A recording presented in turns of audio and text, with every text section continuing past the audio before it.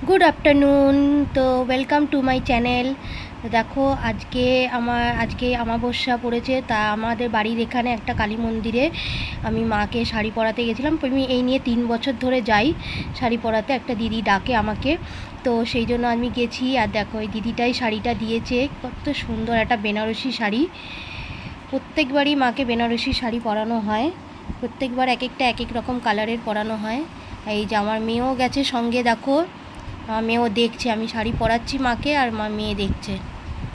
আমার এই দিনটা আমার সত্যি খুব ভালো লাগে, যে আমার নিজেকেও খুব প্রাউড ফিল হয় যে আমি একটা ঠাকুরকে শাড়ি পরাতে গেছি।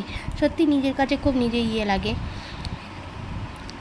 তো দেখো কুচি করে ওইদিকে আঁচলটাও করেছি। আর এই হচ্ছে মাকে গয়নাগুলো দিদি বললো পরিয়ে দাও, মাকে গয়নাগুলো পরিয়ে দিচ্ছি।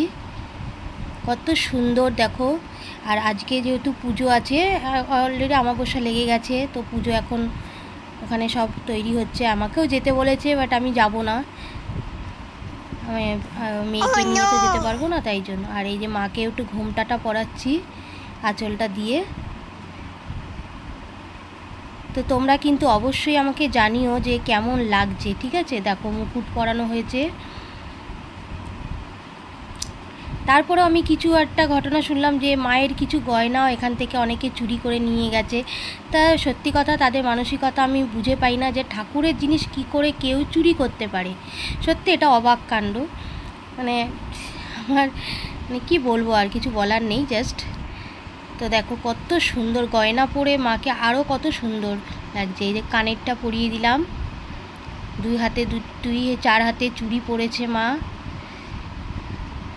আর এইবারে নাকের নথ পড়েছে, আর টিকলি, এইগুলো সব নিয়ে। আগের মুকুটটা আলাদা ছিল। তো এই দেখো ফুল কমপ্লিট, মাকে সুন্দর করে সাজিয়ে দিয়েছি। তো কেমন লাগছে মাকে অবশ্যই তোমরা কমেন্টে জানিও আমাকে, আর বলো যে আমার পড়ানোটা ঠিকঠাক আছে কিনা। ওকে, তো চলো টাটা, বাই বাই।